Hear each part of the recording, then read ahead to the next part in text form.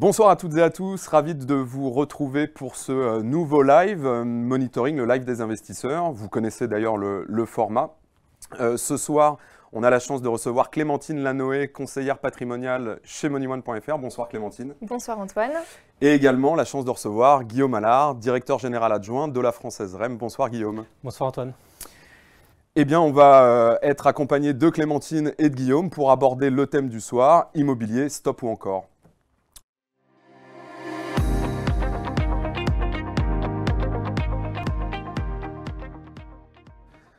Guillaume, la première partie t'est dédiée. On a la chance de t'avoir pour justement aborder l'actualité quelque peu chahutée sur l'immobilier et notamment sur les SCPI. Et la première question sans détour, elle est pour toi. On lit partout qu'on est en crise immobilière, et une fois de plus notamment sur la SCPI. Qu'en est-il réellement? Alors, effectivement, c'est ce qu'on lit partout, mais nous, on n'est vraiment pas en ligne avec ça parce que l'environnement dans lequel on vit aujourd'hui, c'est avant tout un environnement qui est lié à une hausse très brutale de taux et absolument pas à une crise immobilière à proprement parler. L'environnement que l'on connaît, c'est suite à une très forte hausse de l'inflation, inflation qui a contraint les banques centrales, qu'elles soient américaines ou européennes, à revoir leur politique monétaire et à rehausser les taux. Hausse des taux sans précédent de par l'ampleur et la rapidité. Et c'est vraiment ce contexte économique-là qui s'impose à toutes les classes d'actifs, que ce soit actions, obligations et immobilier.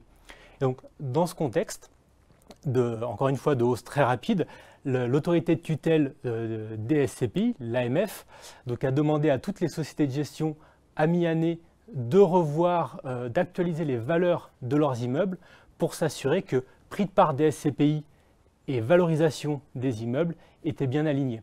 Et c'est notamment ce qui a déclenché la communication de beaucoup de sociétés de gestion au mois de septembre sur des baisses de prix de part. Alors c'est historique, hein. D'ailleurs je crois que l'AMF a justement, c'est la première fois que l'AMF demande aux sociétés de gestion de réévaluer leur prix la valeur des actifs en cours d'exercice. Ça peut potentiellement effrayer l'investisseur de se dire oh là là, il demande justement ce réajustement de prix à mi-année. Donc ça peut être à la fois, je dirais, un peu anxiogène pour l'investisseur, mais d'un autre côté, très rassurant du fait que aujourd'hui, on peut estimer que sur les véhicules que la Française gère, le prix aujourd'hui estimé est le bon prix. Alors, effectivement, cette intervention de l'AMF, donc l'autorité des marchés financiers, c'est une première dans l'histoire, mais c'est aussi lié au contexte qui est une première dans l'histoire économique. Donc, la demande de l'AMF était d'actualiser les valeurs au 30 juin. Bon, la Française a toujours eu une position très prudente dans ses stratégies et ses approches. Et donc nous sommes allés au-delà de la demande de l'AMF en actualisant la valeur de notre patrimoine au 31 décembre, en considérant qu'il fallait, pour donner le plus de transparence possible aux associés des SCPI, mais aussi aux potentiels investisseurs, enjamber la période du deuxième semestre 2023. Et donc tous les chiffres sur lesquels nous avons communiqué et sur lesquels nos prix de part reposent aujourd'hui sont des chiffres qui ont été anticipés au 31 décembre 2023.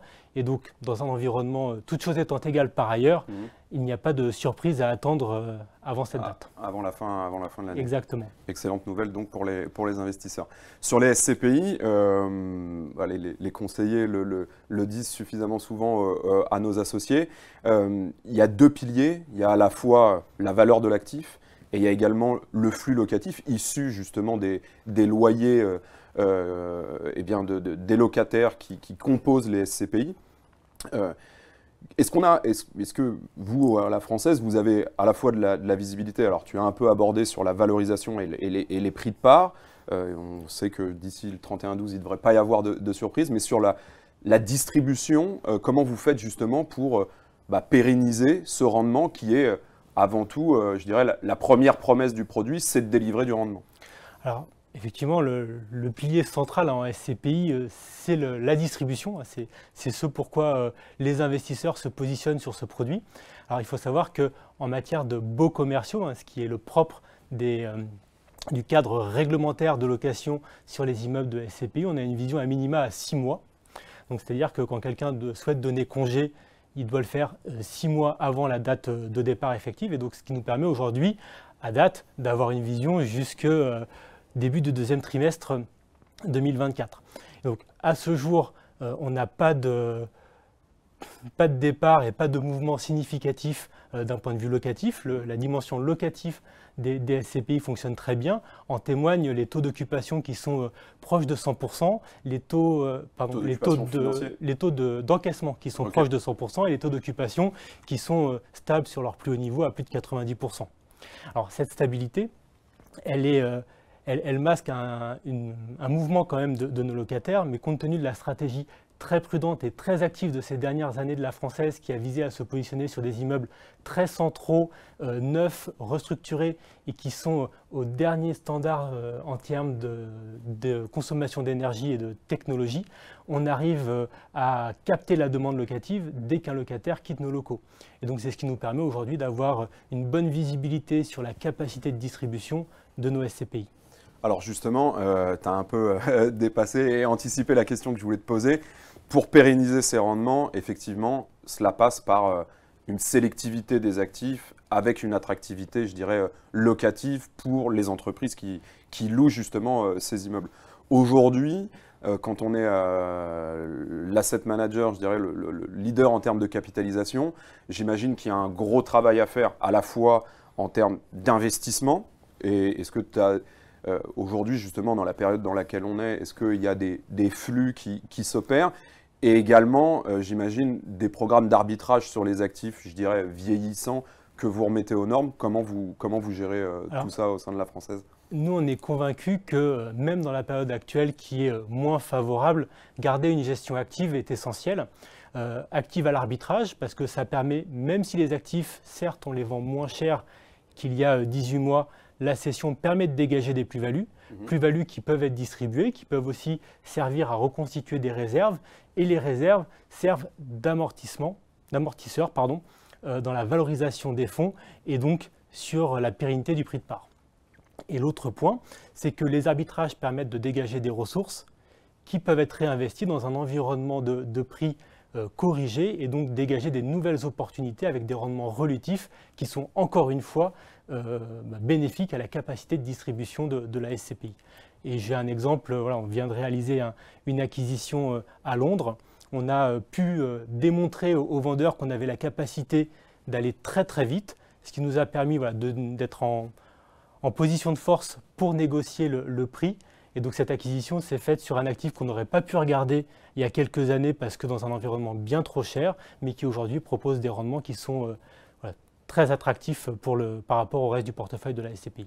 Ok, donc ce qu'on peut également dire, c'est que quand on a du cash en réserve, dans des périodes telles que celles que l'on vit, ça permet également pour vous de saisir de bonnes opportunités sur le marché à travers des actifs attractifs et moins chers et avec un rendement du coup pour les investisseurs qui est plus important. C'est exactement la stratégie qu'on a adoptée dès que la hausse des taux a démarré. On a ralenti nos programmes d'investissement pour pouvoir se permettre d'être opportuniste et d'aller saisir les opportunités que le marché nous offrirait le moment venu. Ok. Et en termes de diversification, c'est un peu le maître mot, que ce soit des conseillers vis-à-vis des clients, mais également quand on est gérant. On sait que la Française, via ses différents véhicules, gère des actifs à la fois sur le marché français, mais également en Europe. Aujourd'hui, sur le marché franco-français et sur le marché européen, est-ce qu'il y a des choses qui se dégagent ou une attractivité plus importante hors de nos frontières où le marché français est également attractif? Alors, tous les marchés proposent des opportunités, il faut savoir les saisir. Après, vous avez des classes d'actifs qui sont plus ou moins résilientes dans le contexte actuel. La santé qui est complètement décorrélée de l'économie aujourd'hui marque bien cette résilience. On entend beaucoup de choses sur le bureau. Nous, on est convaincus qu'un environnement économique sans bureau, c'est tout simplement pas viable. Le bureau traverse une crise, mais de la même façon qu'il a traversé la crise du bureau individuel à l'open space, là, on est dans une crise du bureau, de l'open space, au télétravail et au flex office. Donc, dans ce contexte, nous, on est convaincus que le bureau garde tout son sens dans une stratégie de diversification, mais qu'il ne faut pas moins de bureaux, mais mieux de bureaux, c'est-à-dire un bureau très central qui permet aux locataires d'être très bien connectés sur les réseaux de transport, un bureau qui permet aux locataires d'avoir une bonne visibilité sur ses charges et notamment sa consommation d'énergie, et un bureau qui est aussi capable de se réinventer, de s'adapter aux nouveaux usages, à la mise en place de services notamment. Ok, donc le bureau n'est pas mort, on en était convaincu, mais on enfonce un petit peu plus le clou. Pour rester sur le bureau, on le voit bien, donc c'est vrai qu'il y a eu les premiers points d'interrogation suite à la crise sanitaire où on se disait, avec l'émergence du télétravail, il n'y aura plus de bureaux, et on s'est aperçu qu'aujourd'hui, que non, mais qu'on est vers une réhabilitation, notamment vers le flex office. Ça, sur vos immeubles les plus anciens, je dirais, c'est un travail que vous êtes en train d'opérer en termes de, pas d'arbitrage, mais peut-être de réhabilitation au niveau des actifs? Alors, nous, on a une politique de gestion très active ces dernières années qui nous a permis de renouveler près de 50% du parc, du patrimoine des SCPI. Et donc, toute cette gestion nous a permis de nous repositionner sur les bureaux compatibles avec les attentes des locataires d'aujourd'hui. Et si on doit citer un chiffre, la taille du bureau moyen en SCPI La Française, c'est 5000 m². Donc on est bien loin des très grands ensembles et de ce que tout le monde a en tête, la grande tour louée à un unique locataire de la Défense. Sur 5000 m², la problématique du flex office s'opère moins puisqu'il y a des économies d'échelle qui sont moins immédiates versus un immeuble qui fait 50, 60 ou 70 000 m². En revanche, ce qui est vraiment central, encore une fois, c'est l'aspect énergétique. Et dans un environnement où en 2023 et en 2022, il y a eu des hausses significatives du coût de l'énergie, c'est une dimension qui est très importante pour nos locataires de savoir justement comment vont se comporter leurs charges, comment vont se comporter leur consommation et leur facture d'énergie. Ce qui permet donc in fine de pérenniser le locataire et donc le flux, je dirais, financier et de revenus pour vos clients. Tout à fait. Justement sur ces différents locataires, la moyenne, je dirais, des baux signés, elle est de combien? Alors, le standard de marché, c'est d'avoir des engagements de 6 ans fermes, mais on constate aujourd'hui que finalement, dans un environnement incertain, que ce soit au niveau investisseur, mais aussi au niveau locataire, ça peut être un frein à la location et donc à la perception de revenus. Et à La Française, on a intégré cette composante avec notamment le déploiement d'une innovation La Française qui s'appelle le bail agile et qui nous permet donc de pouvoir nous adapter aux contraintes des locataires tout en gardant un cadre juridique sécurisé pour nos investisseurs. Et on l'a vu au moment du Covid, les hôteliers ont pu maintenir leurs résultats sur des très bons niveaux parce que justement, ils avaient donné toute cette flexibilité à l'ensemble des gens qui souhaitaient partir en vacances, mais qui ne savaient pas s'il y aurait eu un confinement, etc. Et donc cette flexibilité, finalement, on la met à l'échelle du locataire pour lui permettre de pouvoir occuper nos locaux sans être contraint par un cadre juridique qui l'aurait empêché de venir. Donc service, bonne géolocalisation, c'est le duo gagnant, et flexibilité, le duo gagnant pour pérenniser son locataire. Exactement. On a bien compris, Guillaume, donc pour ceux qui souhaitent rentrer justement dans ces véhicules immobiliers que sont les SCPI, que les prix sont ajustés, qu'il n'y a pas de tension sur les rendements. Mais j'ai une dernière question à te poser. Quand on est porteur justement de ces parts, on commence à lire qu'il y a sur certains véhicules des problèmes de liquidité. C'est-à-dire que si je souhaite vendre mes parts, je me retrouve dans l'impossibilité à l'instant T de pouvoir jouir de mon capital. Qu'en est-il sur les SCPI du groupe La Française? Alors effectivement, le contexte du mois de septembre avec toutes ces annonces a un petit peu tendu la collecte des SCPI et donc freiné les retraits et les sorties en termes des investisseurs qui le souhaitaient. Et donc la liquidité est plus longue aujourd'hui sur certains véhicules. Il faut savoir qu'en SCPI à capital variable, la seule façon de sortir, c'est que quelqu'un rentre. Donc dans ce contexte-là, l'AMF a assoupli sa doctrine et donc nous a permis d'utiliser de nouveaux mécanismes qui étendent la temporalité de cette compensation entre les personnes qui veulent rentrer et les personnes qui souhaitent sortir. C'est quelque chose que l'on est en train de mettre en place sur les SCPI la française. Il y a notamment des assemblées générales qui sont convoquées à la fin du mois pour nous permettre d'utiliser ce nouveau mécanisme. Et au-delà de ça, le mécanisme de liquidité historique qui existe sur les SCPI, c'est le fonds de remboursement qui permet… La question sur, justement, est-ce que tu peux nous expliquer de manière pas rapide mais simple ce qu'est un fonds de remboursement? Alors, les premiers mécanismes de collecte s'opèrent sur les flux de souscription, donc les achats de parts, et les sorties se font à valeur de retrait. Et donc c'est lié vraiment aux parts de la SCPI. Le fonds de remboursement permet à la SCPI, dans un environnement où elle n'a plus de collecte, de pouvoir offrir une liquidité sur la base de la cession des actifs.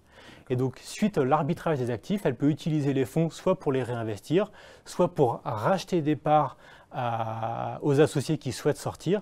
Et ce rachat s'opère sur une valeur qui est décotée et qui est liée à la valeur des immeubles. Eh bien, merci beaucoup Guillaume pour cet éclairage sur le marché et notamment sur le marché immobilier. SCPI, stop ou encore, on a, je pense, répondu à la question en éclairant le fait qu'on était face à une crise obligataire et non une crise immobilière. On va pouvoir passer à la deuxième partie avec Clémentine.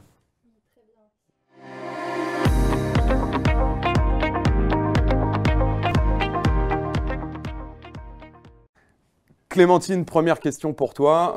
On a écouté Guillaume sur l'environnement macroéconomique. Donc justement, dans la gamme qui est distribuée par MoneyOne.fr, quels sont les produits, quels sont les SCPI qui tirent leur épingle du jeu justement dans le contexte qu'on vient de décrire? Oui, alors c'est vrai que le contexte économique actuel continue de présenter des opportunités d'investissement.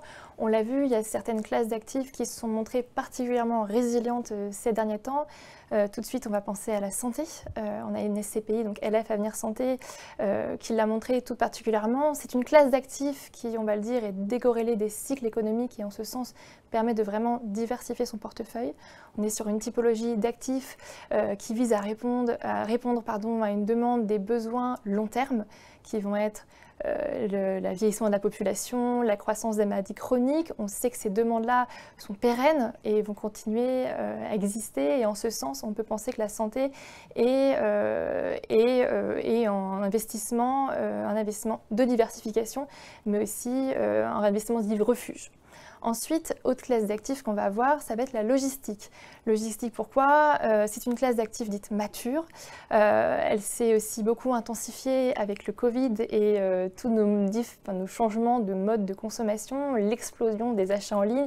Ça a entraîné beaucoup de modifications, notamment en logistique, parce que livraison avec des exigences toujours plus intenses, c'est-à-dire une livraison toujours plus rapide, toujours plus efficace, et donc ça a boosté la logistique urbaine ou encore logistique du dernier kilomètre. Également, il y a un deuxième phénomène qui est celui de la relocalisation, réindustrialisation en France et qui fait qu'on a un effet de boost sur la demande, sur tout ce qui est entrepôt ou locaux d'activité. Enfin, toujours pour rester sur l'immobilier, même si la liste n'est évidemment pas exhaustive, on va avoir tout ce qui est, ça peut paraître complètement paradoxal, mais lié au bureau à l'étranger. On l'a vu en Europe, je pense notamment aux pays comme Pays-Bas, l'Allemagne, le Royaume-Uni, ce sont des marchés très volatiles qui ont particulièrement subi cette crise de taux. Pour autant, si en effet, on l'a dit, ce sont des marchés volatiles, donc demain en sortie de crise, ce seront peut-être aussi les premiers à pouvoir facilement sortir la tête de l'eau et proposer des perspectives de valorisation intéressantes pour nos investisseurs. Très clair. Donc c'est intéressant tout de même de noter qu'on a des véhicules aujourd'hui qui sont soutenus soit par une demande, je dirais, par rapport à des faits sociétaux comme la santé, où malheureusement on est en France, en tout cas en manque de centres justement pour accueillir ces personnes concernées, ou justement des mouvements économiques liés à l'explosion du e-commerce. MoneyOne.fr, ce n'est pas que de l'immobilier. On a lancé depuis bientôt 2 ans un produit assurantiel. On a un contrat d'assurance vie dédié qui s'appelle MoneyOne Vie.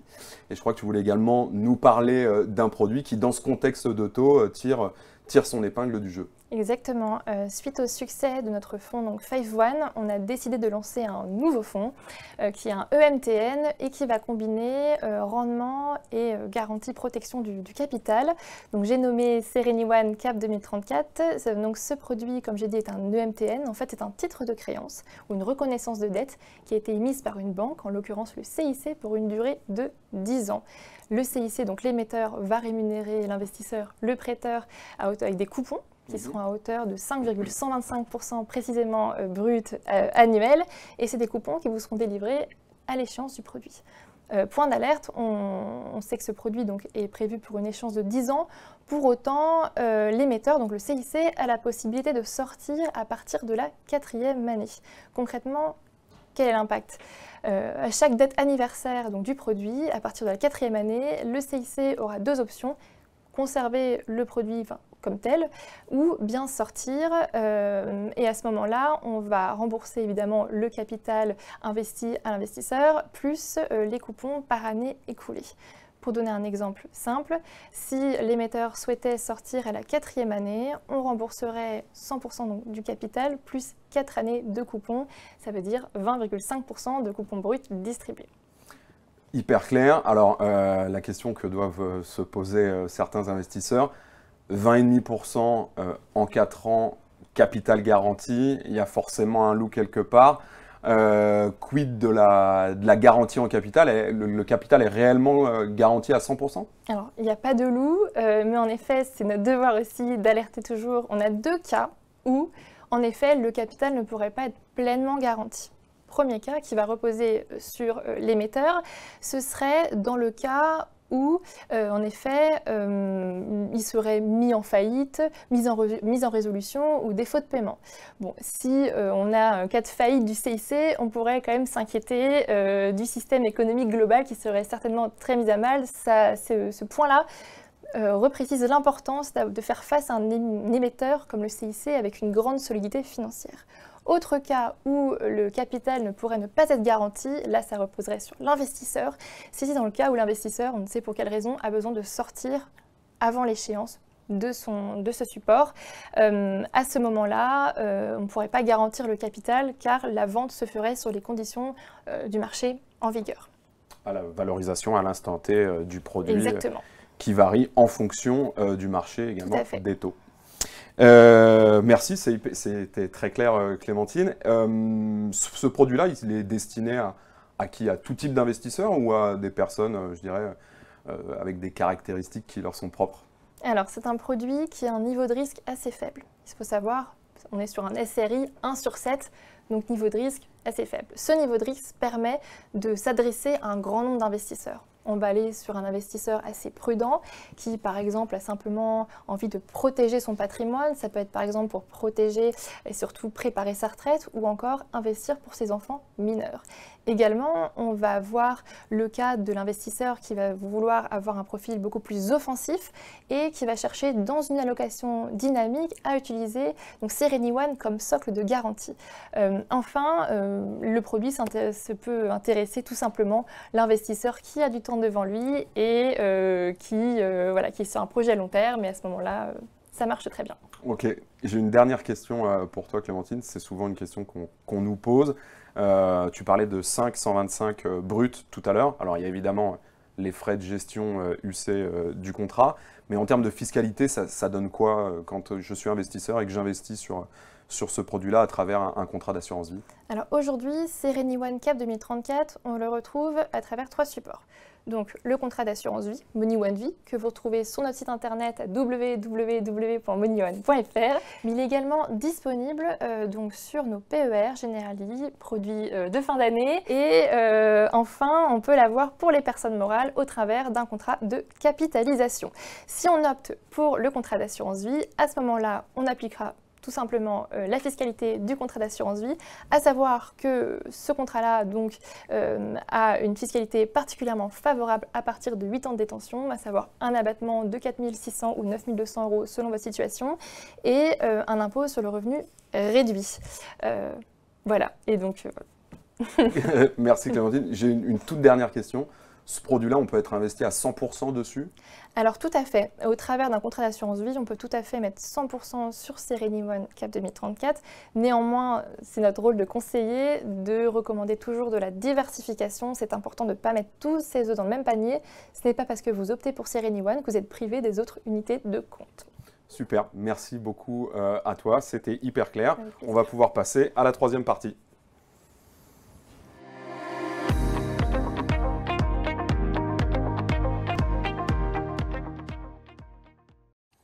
Avant de traiter les questions que vous nous avez posées, je voulais très rapidement vous faire part de la grande nouveauté de votre distributeur MoneyOne.fr. Pour ceux qui l'ont déjà téléchargé, vous le savez, on avait une première version de notre application mobile qui est téléchargeable sur Apple et sur également Android. Cette première version vous donnait la possibilité de consulter vos positions et de regarder à quelle échéance justement vous alliez avoir vos coupons et également se tenir informé, je dirais, des revenus issus de vos produits. Et d'ici la fin de l'année,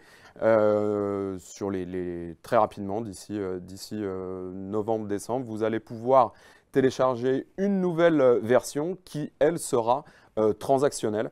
Et donc, on est assez fiers de pouvoir vous présenter cette nouvelle version parce que ça va faire de MoneyOne le premier acteur à vous proposer une application qui sera transactionnelle sur la SCPI. Alors, cette première version transactionnelle sera destinée à nos clients. Et donc là, vous aurez la possibilité de pouvoir piloter votre épargne, piloter vos options. Je vous rappelle que MoneyOne.fr vous propose justement les versements programmés sur SCPI et vous pourrez justement piloter, les augmenter, les réduire ou les stopper.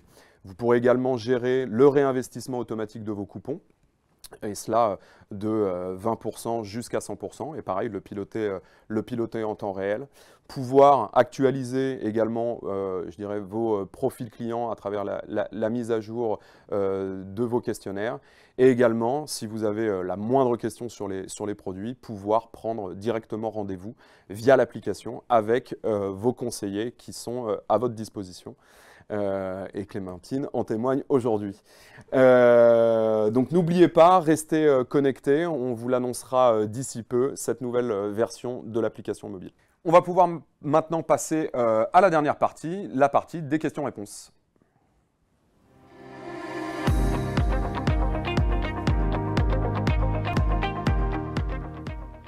On peut passer maintenant aux questions qui nous sont posées. Je ne sais pas si on aura le temps de toutes les traiter, mais sachez qu'on les traitera, je dirais, ultérieurement. On a également vos adresses mail, donc on pourra répondre aux questions qui nous sont posées et qu'on n'aurait pas eu le temps de traiter. On en a une première de Sébastien, et je vais te la poser à toi, Guillaume. En cas de nouvelle remontée de taux, que se passerait-il? On sait que la dernière remontée, c'est 0,25 de la BCE au mois de septembre dernier. Imaginons que les taux, je ne vais pas dire réexplosent, mais qu'on a une réaugmentation des taux dans les mois à venir. Quelle serait l'incidence sur les produits? Alors, ce qu'il faut garder à l'esprit, c'est que l'augmentation des taux, elle a été pilotée pour réduire l'inflation et que c'était ça vraiment qui était au centre de la stratégie du durcissement de la politique monétaire des banques centrales. Alors effectivement, si on considère que l'inflation perdure et qu'elle nécessite une nouvelle augmentation des taux, le scénario est double. Est-ce que c'est juste une augmentation de 25 points de base et auquel cas, je pense que les amortisseurs, en tout cas sur les SCPI, seraient de nature à pouvoir absorber cette augmentation de taux sans forcément mettre à mal tout l'équilibre financier de la SCPI, s'il s'agit d'une augmentation isolée qui n'a pas vocation à être réitérée. Bon, ensuite, si on est dans un scénario un peu plus catastrophe et qu'on envisage des augmentations successives de taux, à un moment donné, les amortisseurs ne suffiront pas et on pourrait connaître des baisses de valeur d'actifs qui pourraient entraîner des baisses de prix de part. Mais ce qu'il faut aussi avoir à l'esprit, c'est que aujourd'hui, l'inflation commence à marquer le pas, on commence à sentir les premiers effets du durcissement de la politique monétaire, que ce soit aux États-Unis ou en Europe. Et on peut penser qu'en tout cas, toutes choses étant égales par ailleurs, on a atteint un plateau et que la suite de 2024 nous dira s'il s'agissait vraiment d'un point haut ou juste d'une pause avant de poursuivre. 400 points de base en 18 mois, c'est relativement rare. Alors, elle n'est pas posée, mais moi j'ai une question pour toi. On sait qu'on a un niveau de loyer qui est corrélé d'ailleurs au niveau de l'inflation, ce qui peut s'apparenter parfois à une bonne nouvelle pour les porteurs de parts, parce que dans le temps, on peut voir une augmentation des loyers venir. Là, tu viens de nous dire qu'on commençait à voir les premiers effets de la politique de la BCE et des banques centrales de manière plus générale. Est-ce que justement cette redescente de l'inflation peut avoir un effet sur le flux locatif? Alors aujourd'hui, il faut savoir effectivement, comme tu le soulignes très justement, que les loyers sont indexés en lien avec l'inflation. Et c'est ce qui nous a permis sur 2023 d'avoir, toutes choses étant égales par ailleurs, une hausse des loyers de près de 4% sur l'ensemble des fonds La Française. Parce que ces baux sont indexés tous les ans et que voilà, c'est un des avantages de l'immobilier dans le contexte actuel. Si demain on avait une inflation qui venait à poursuivre donc sa baisse, on aurait des niveaux d'indexation qui suivraient cela, mais pour être transparent, l'environnement dans lequel on vivait il y a quelques mois de taux négatifs, ce n'était pas un environnement économique viable à long terme, mais on savait tous qu'à un moment donné, ça allait prendre fin.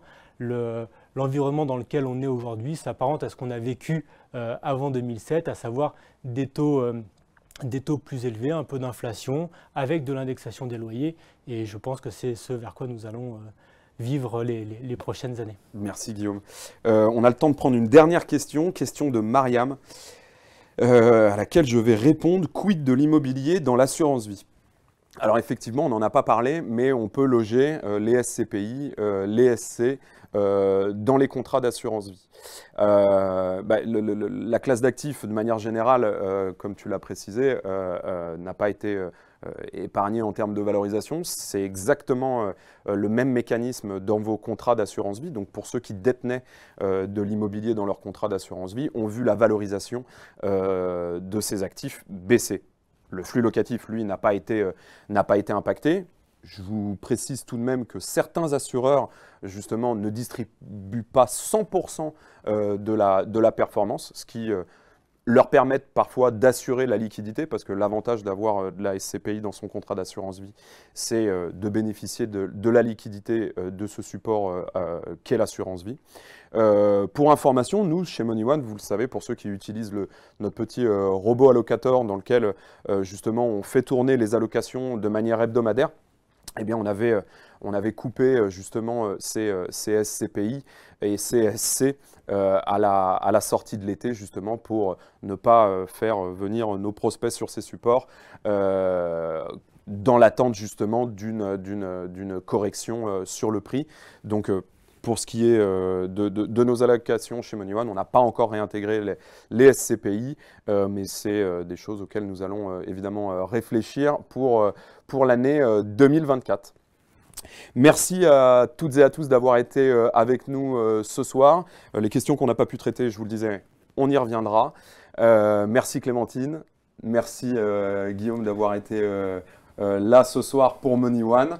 On vous souhaite une excellente fin d'année 2023 et on vous donne rendez-vous en pleine forme pour l'année 2024. Bonsoir à toutes et à tous.